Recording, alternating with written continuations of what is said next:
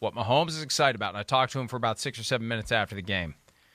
Josh Gordon, currently on the practice squad, about to be on the active roster, likely will be in the lineup on Sunday night when the Chiefs host the Bills.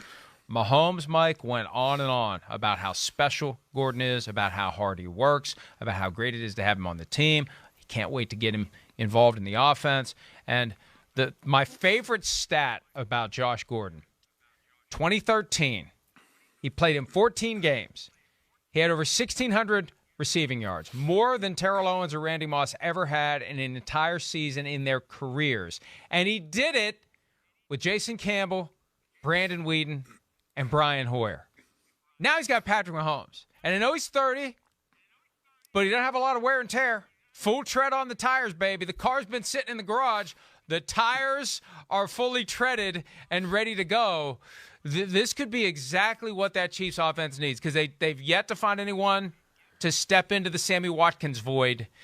You get Josh Gordon playing at a high level with Tyreek Hill and Travis Kelce, offense opens up all over again. I'll say this, Mike. You said if. Do you know how big that mountain if is? You said 2013. What has he done since then? Not a damn thing, but gets suspended from the league. Right. All right. So I'm going to say, save me on that one.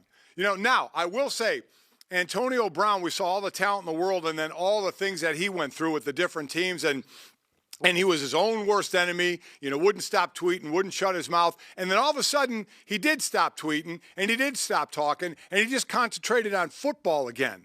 And he's pretty damn good. Josh Gordon, for a whole different set of reasons, has not been playing football and can't get himself back on. Keeps getting reinstated time and time again and then doesn't do anything. Now, if he does, great. I'll sit here and be the first one to applaud it. But I don't know how, oh my God, I can't wait to see what he's going to do. We all know the dude is a physical freak. There is no doubt about that. But in all honesty, when you got to say, boy, remember back in 2013? Yeah, you know what I remember about that? That was a long time ago. So pardon me if I don't say, I'm going to wait and see what happens on this one, because he's done nothing to prove that he can be that receiver again. If he can, I'll be the first to stand and applaud, because he's getting yet another chance to play in the NFL. I hope for his sake, what's going on off the field, more importantly than on the field, I hope that is all squared away and taken care of, because that's the most important thing, because we all have a lot of life to live after playing professional football. But on the field, I'm going to take the wait-and-see approach. We don't have nearly enough time for me to go into my full-blown rant that I will from time to time delve into when it comes to my frustration with the NFL's willingness and obsession over the years with policing the private lives of players, the months they're away from the field. Why do you care what they do as long as they're not breaking the law? It's not PEDs that Josh Gordon was using.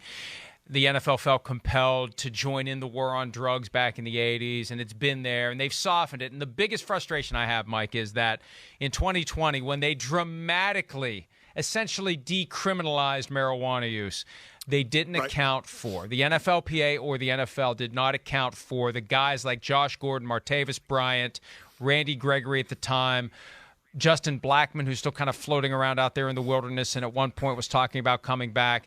These guys who were on indefinite suspension didn't get a clean start, a reset. They should have. Right. They should have gotten a fresh start. And Josh Gordon's still caught in the gears of the old system. Hopefully he can put that behind him. Hopefully the influence of a guy like Patrick Mahomes will help him the way that the influence of a guy like Tom Brady helped Antonio Brown. Right. Listen, I agree with you. It's what I just said. If people think I don't like Josh Gordon, that's not the case.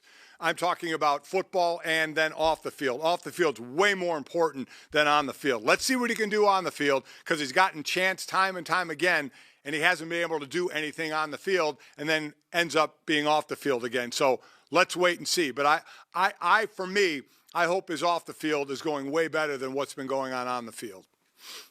Well, he's had a little time with Tom Brady, but he's never had a Patrick Mahomes, and we'll get to see, hopefully, what those two can do together sooner than later. Hi, I'm Mike Tirico, and thanks for watching. Make sure to hit subscribe for the latest news and highlights from NBC Sports.